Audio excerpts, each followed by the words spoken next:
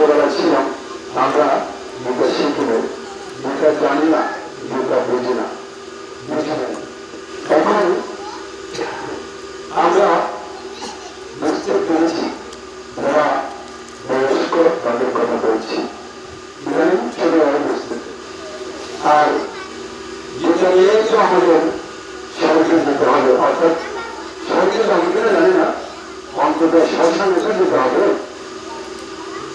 এখন যেটা করেছে শোনাও একই ভিন্ন হয়, কিন্তু আমার সহকর্মীরাও কথা বলতেছে, যেটা শুনতেছে না, যেটার বিষয়বস্তু যেটা বুঝতে বা শুনতে জানত, যেটার সুরটা অন্তত ওরা জানে, কিন্তু বুঝতে চেষ্টা করতে না।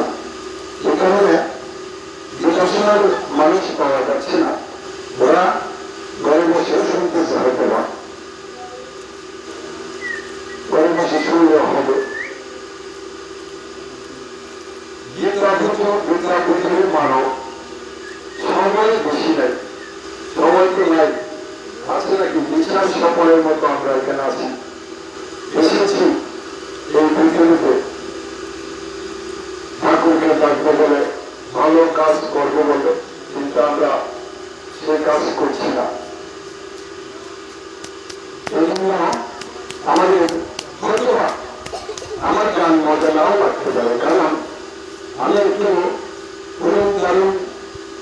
একটা গান করছি না, আমি তো গীতা পাঠ করতে আসছি, তাই না? এখন দুজনে গান করবো না, গীতা পাঠের গান করবো না গীতার গান করবো, তাহলে আমার কিছু করার তো নাই, আমি তো গীতার গানই করবো। এবং আজকে কিন্তু রঘুনাথ বাবার উৎসব, এই কারণে আমাদের রঘুনাথ বাবার গান করতে হবে। রঘুনাথ বাবার হুকুম, যারা রঘুনাথ বাবার ভক্ত বা রঘুনাথ বাবার ভক্ত নয়, যুক্ত নেই না, রঘুনাথ বাবার যুক্ত নেই, কিন্তু রঘুনাথ বাবার ভক্ত যারা, তারা অবশ্যই রঘুনাথ বাবার সম্পর্কে জানে। তাহলে রঘুনাথ বাবা ঠাকুর গুরু, আবার ভগবান, ভগবানের তো ভগবান, কিন্তু আমি সেরকম একটা গান করবো। আপনারা যারা এখানে আছেন তারা শুনবেন, যারা ঘর থেকে বাইরে থেকে সেরেছে তাদেরকে বলবো আমি মনোযোগ দিয়ে সেই গানটা শুনতে। আমি এই পৃথিবীতে আমাদের অবশ্যই গুণ করতে হবে। আপনারা বয়স্করা হয়তো বুঝতে পারবেন, গুরু ছাড়া কোনো গতি নেই, এটা আমরা বলছি। আচ্ছা, এরকম কথা কি আমরা বলেছি না, গুরু ব্রহ্মা গুরু বিষ্ণু গুরু দেব মহেশ্বর। গুরু যদি ব্রহ্মা বিষ্ণু মহেশ্বর হয়, তাহলে আমরা কোথায় ভগবানকে খুঁজতে যাবো বলেন তো? ভগবানকে নির্ভর আছে, আবার বলছে ভক্তের মধ্যে ভগবান আছে। এজন্য ভগবানকে বলছে যে যদি তুমি একা না আসতে পারো, ভক্তবৃন্দের সঙ্গে করে আসো আমার কাছে, আমাদের কাছে। ভগবান তো ভক্তের পিছন পিছন করে, কেননা ভগবান ভক্তের পাগল। একদিন নারদ মুনি যখন ভগবানকে প্রশ্ন করছে যে তুমি খুঁজে খুঁজে যে সংসার যারা করে, ঘর যারা করে, তাদেরকে তাদের ঘরে বিয়ে কেন দাও, তাদেরকে পছন্দ করো। এখন ভগবান বলছে তাহলে তো তোমাকে একটা কাজ করতে হয়। কি কাজ? তুমি এক বালতি পানি নিয়ে, এক বালতি পানি জল তুমি এই বিশ্ব ব্রহ্মাণ্ডটা ঘুরে আসবে। তারপর আমি তোমাকে বলবো কেন আমি সংসারের কাছে যাই।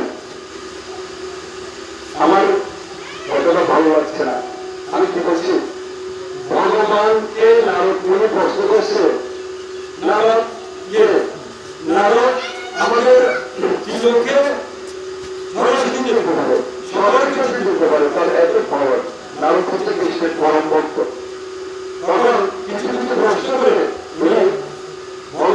ওরা শিখতেছে। এখন প্রশ্ন করছে যে কেন তুমি সংসারের ভিতরে একটা পছন্দ করো, ঘরে ঘরে কেন তোমার নাম হয়, কারণটা কি?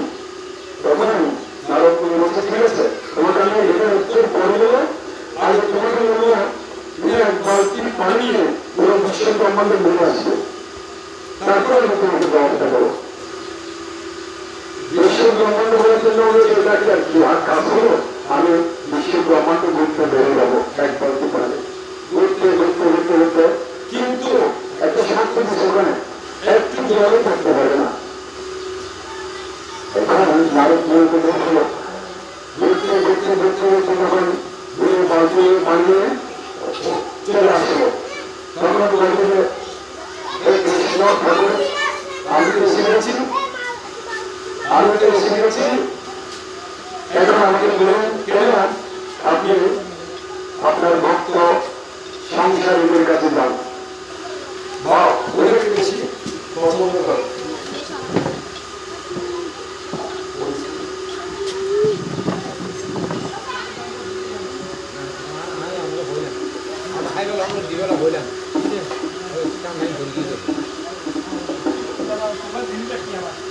তখন কৃষ্ণ উত্তর দিতে লাগলো,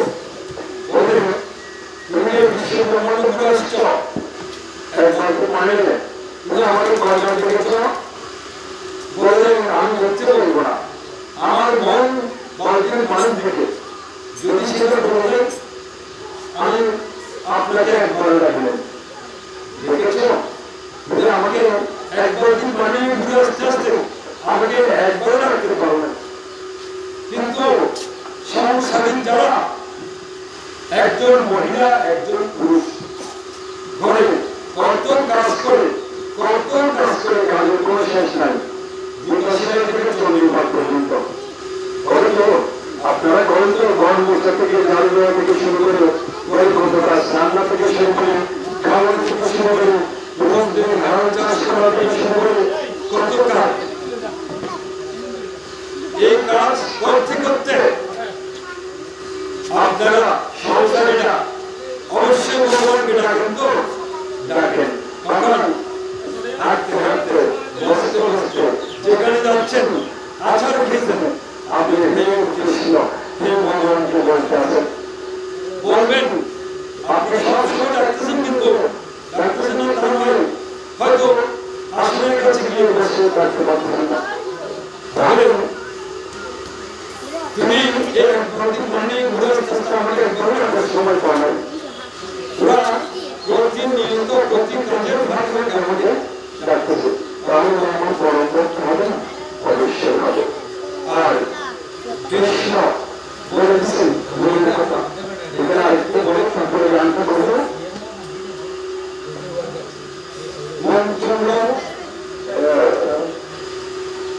দুঃখিত প্রথম হচ্ছে ধ্যান গুরুমুক্তি, আমরা ধ্যান করি না, কাকে ধ্যান করি? গুরুকে আমরা ধ্যান করি। মন্ত্রণ গুরুবাক্ষরণ, পূজামূলন গুরু পদম, আর গুরুর পাঠ করব লক্ষ্মী সরস্বতী কার্তিক গণেশ দুর্গা কালী এগুলিকে বললেন।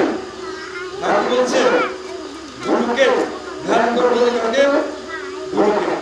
পূজা করবো কাকে? গুরুকে। মন্ত্র বলবো কি? গুরু যা বলে দিয়েছেন সেটাই আমার মন্ত্র। মোক্ষ বললাম গুরু কৃপা, এই চারটা জিনিস আমাদের মানতে হবে।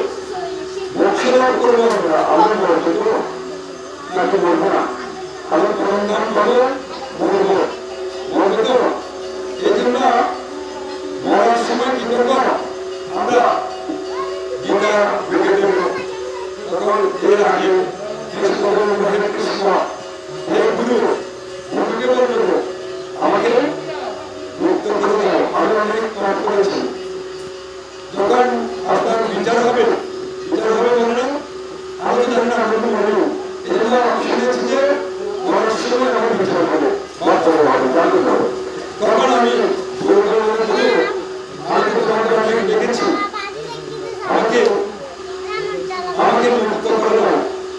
বছর হচ্ছে আমাকে মুক্ত করবো কান্না করে করে গুণাকে করবো তখন গুরু বলতে হ্যাঁ আমার ভক্তকে মুক্ত করে দাও আমার ভক্তকে মুক্ত করে দাও ওর সকল পথ আমাকে দাও আমি বলবো গুরু বলছে গুরু আমাকে পার করবে এরকম গানও আছে আপনারা জানেন আমি সময় করে একটা গান এখন আমরা করতেছি